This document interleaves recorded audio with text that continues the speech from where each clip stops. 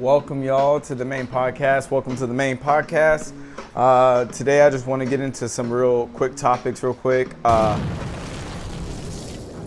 First topic of the day, the main topic of the day is Kawhi Leonard and where's his next option. He's on a player's option next year. So what's up, David? Shout out to my boy D-Mart. But yeah. If you're tuning in, I'm talking about Kawhi Leonard and where he should go next year, because next year is a player's option. And my advice to Kawhi Leonard, I know he wants to stay home with the Clippers and that's where he's from, but I honestly think he needs to go to the Portland Trailblazers. And I think they can change out their coach, because Portland's ranked in defense efficiency. They're 18th.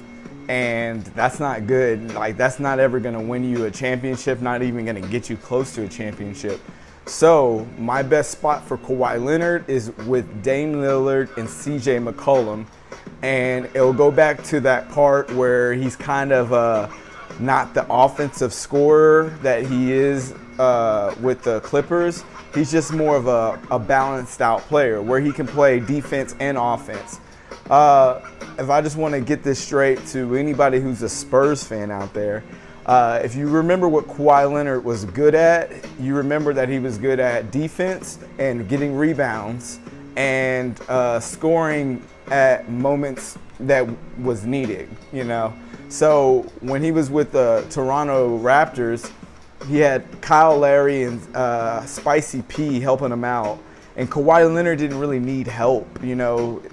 That Toronto Raptors team was good enough.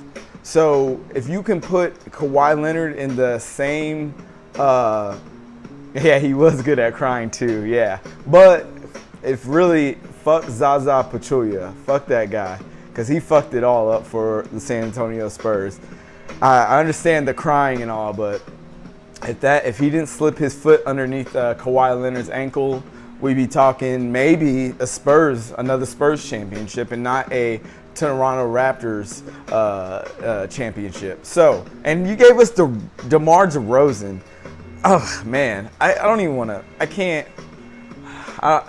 Come on, I like DeMar, but man, he's not like the dude. I don't know. We just got to figure out where to put him, or figure out what's gonna go on. So. Another thing too, for Kawhi Leonard, if he wants to stay home with the Clippers, and that's where he's home. He had the New Balance commercial with the dice. I was like, oh man, the dice thing. Like, come on, man. Like, but he's getting his money at the same time, so very understandable for Kawhi Leonard to do what he did. But that amounted a lot more pressure than needed, because you're supposed to carry a Clippers team who had Steve Ballmer, and then right behind it you had Jerry West leading the rosters and trying to figure out where putting a team together like he did with Golden State and the Lakers. So when you expected that, it was already high expectations for you guys to win. So it's you and PG, and you guys are this duo, you know, that the NBA has been talking about. Like, everybody's doing this duo thing except for the Nets. But for you guys to work together and do what you're doing, it really wasn't Doc Rivers' fault. Now it looks like it's not even Tyronn Lue's fault. It seems like the problem here is definitely a true leader on that team. Whether if you had brought in Kyle Lowry, or if you had even brought like a Draymond Green type, you know, of a person. You guys got Rajon Rondo. I get it. I got it. But here's what lies the problem. Rajon Rondo's great and all. He's the captain and the leader of the team. But you guys took Lou Williams, Lemon Pepper Lou, and you took him to the Atlanta Hawks, and you said you needed a general to lead the team. But then yet, when he's out there, your offense efficiency goes way down. Your defense is great because Rondo can play some defense, but your offense efficiency goes way down. And you're putting more on Kawhi Leonard and Paul George's back. So to understand, you need somebody like a Chris. Really, the Chris Paul experiment would have worked really well with the Clippers because Chris Paul can get his shot anytime he wants, and so can Kyle Lowry. So you need somebody that can really get to their spots and really still demand and control a team, kind of like a Chris Paul type. Rajon Rondo is like nice and all, but when it comes to offense, he's there to control at times, but when you need him to really put his head down and score, I don't think he's that dude. So for Kawhi Leonard, I need you to really take a step back and look and go, what are my options on the table? Do you swallow your pride and just go with LeBron and AD with the Lakers? I mean, you're still in LA. Who gives a fuck or F about any of that bullshit going to a different team and all that? Nobody cares, because if everybody cared, then LeBron going to the Heat, what he did with the Cavs, if he went to the Heat and he won his championships, yeah, he was the bad guy at a time, but look at him now. He's the omega, he's the alpha of the NBA. He's over Adam Silver, if you understand what I'm getting at. So even when Kevin Durant went to the Warriors, we got to see Kevin Durant at his best, really, his skilled best. We got to see him do, fadeaway shots, pull up threes right in front of LeBron James, stuff that he was so relaxed, knowing that he had Stephen Curry and Klay Thompson and Draymond Green and the system of the Golden State Warriors. So in order, just like Kawhi Leonard to swallow his pride and say, I don't want to be on somebody else's team, I'm not a ring chaser, all that. Leave that all alone. We all want to forget about history like we do. And that's what everybody in our human, we want to forget about the history. We can go back to it. That's the good thing about it. But the future and the present is what we are looking for. So if you're looking for your legacy and your future and your present, hop on with LeBron James. Who gives a F? LeBron's about to retire in 3 years, maybe whatever, shorter than that. But at least you'll have more rings, and you'll be the next Laker, and you'll be the next dude, and then so on. So Kawhi, swallow that pride. If they can get the money to do it, I mean, you have the Lakers have the people to give. Kuz, Harold, Drummond, come on now. So you can do that, or you can go to the Portland Trailblazers, Kawhi, and be a solid team with Norman Powell. Hopefully you keep him, CJ, Dame Lillard, their center Nurkic. I don't know how to say his name right, but you can get rid of Chris Cancer. Keep a solid team, and then replace the coach, because 18th in the league in defense ain't gonna work out. Get like Tom Thibodeau, which that's his thing over there in New York, but that's what they need. Knowing Portland's history, I don't know if you would need a Tom Thibodeau, because everybody seems to get hurt, and Tom Thibodeau has practices like every day type of thing. He wears his players out at the end of the year. So I understand with Portland's history, Sam Bowie over Michael Jordan, then Sam Bowie gets hurt, Bill Walton, Brandon Roy. There's a bunch of injury prone type of thing. It's like a curse that happens in Portland. So whatever is going on in Portland, they got to figure that out, whatever's in the water. But Kawhi Leonard, my three options are going back to the Clippers, and hopefully that the Clippers do something like what the Milwaukee Bucks are getting with True Holiday and PJ Tucker. Sorry about that pause. That was my mom. Had to answer that. Definitely got to answer the mom, if anything. So, but back to the main topic with Kawhi Leonard. Oh, hold on. D-Mart has what he says. But does the league block a Lakers trade like they did CP3?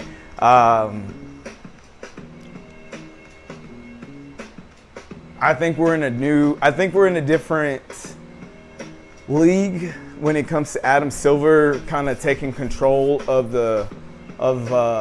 what's kind of going on. I think the players have a little bit more control now than like team owners and stuff. That's my personal opinion. I think that CP3 thing was such a long time ago. In the sights of Donald Sterling was still the GM, or was still the owner of that team. So I can't tell you what was going on in that situation, to be honest. That's my personal opinion. They blocked it definitely with CP3, and that was rough, because I think CP3 would have at least had a championship or two by now, for sure. Good take on that. But if you see what CP3 is doing now, I mean, he's like steroids, you know? He's like, every team he gets on, he really does make better. Even with Doc Rivers' system and the Lob City, that didn't work out. But that team efficiency and offense was just great in the regular season. Playoffs, again, Chris Paul gets hurt. Let's be real, Chris Paul doesn't get hurt in any playoff game, he have 1 or 2 championships. The Rockets and Golden State Warriors, when he had his hamstring hurt. Golden State came out fired though, but they should have won that one and went to the NBA championship.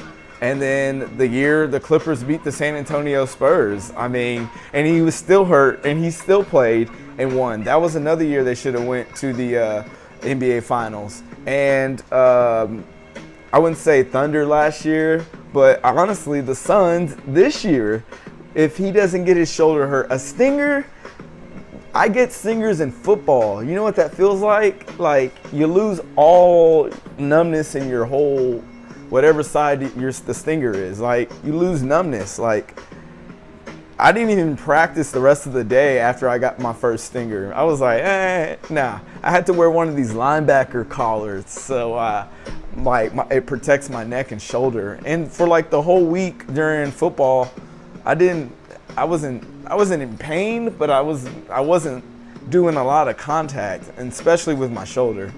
So sorry about that, CP3. Yeah. I mean, the young team he has in Phoenix, bro, it's DeAndre Ayton, what they call AKA DeAndre Eaton. And then you have obviously Devin Booker, Kardashian, or Jenner, whatever you want to say. And then you have Miles Bridges, or I think it's Mikal Bridges, I want to say. I think that's who it is, number 25. He's good. And he's been guarding LeBron James like really good, and he's like 40 pounds, you know, lighter than that guy is. So LeBron needs to get on the block. That's just my opinion on that.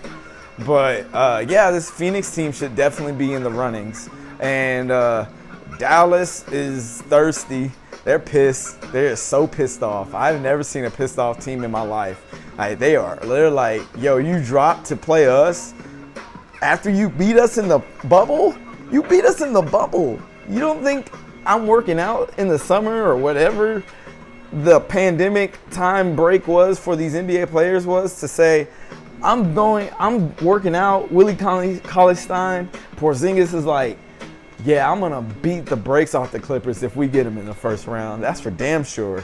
Anybody who's a competitor, you know you get your ass beat if you go play pickup basketball. The team that beats you, say you got to wait for another squad to get together before you play that team that's whooping everybody on the court, and you play against them again, you're playing them differently, a lot more competitive. That competitive spirit comes out of you. So Cam Johnson did his thing too. But he got hurt at the end of the season, and I think his endurance is now coming back to where he was playing in the regular season. So he got hurt. So I'm glad to see him actually hit clutch shots down, especially in the last game, because, I mean, those guys stepped up. Cameron Payne, too. Golly, that guy stepped up. He was in China I heard a story that he was in China, and he was just looking at his phone, and he was talking to his friend saying, yo, fuck this shit. I got to get back in the NBA. So he, like, hustled and trained. He did everything he did to get back to playing in the NBA. With Monty Williams is who contacted him, because he had played with Monty Williams Monty Williams was the coach when Alfred Payne was playing in the NBA at the time. So for them to get together and make that happen, and for Monty Williams, Coach of the Year, shout out, to get Chris Paul too, and Crowder, like, good job, Phoenix Suns. Without the Chris Paul injury, you guys are at least going to Game 7 for sure. Facts, Game 7. With the Chris Paul injury, you're going at least. I say you push a hard Game 6. I really do. I say Game 6. Phoenix Suns will lose. So that's a Charles Barkley guarantee. But if anything, when I back to that main topic, if the Clippers are deciding to get rid of everybody and do all this whatever, yeah, this is my Doris Burke shirt. So shout out to Doris Burke. She's on NBA. She's an NBA broadcaster. She's awesome. Knows everything. Does great analogies. All that stuff. But back to the Clippers. If the Clippers want to get back to that elite status, I'm going to be real, and I'm going to tell you how to break it down, because I still want Kawhi to go to the Portland Trailblazers, but the Clippers want to keep everybody together, and they want to change a few pieces. You guys need True Holiday. You need a point guard like him, because he can score and play defense, and he's a vocal leader on both sides. And you're kind of gonna need a PJ Tucker. I mean, those two guys alone are just a good duo. Like, I don't even understand anybody's going to stop those guys on, because PJ is gonna stay up in that corner and be ready for the three, and True Holiday is gonna play hella defense on any point guard, any body in the league. He can even guard big guys. I'll be honest, he's that good. True Holiday is the truth. So if you guys can get him or Kyle Lowry, one of those type of point guards that can get their own, or CP3 next year, unless, like my boy David said, they're going to stop that trade. But the Lakers have a lot to offer. They have a lot to offer. Smart, very smart. That Drummond one was a good one. I wouldn't say it wasn't needed. Drummond's nice because he definitely grabs the boards when the Lakers miss. And they miss a lot sometimes.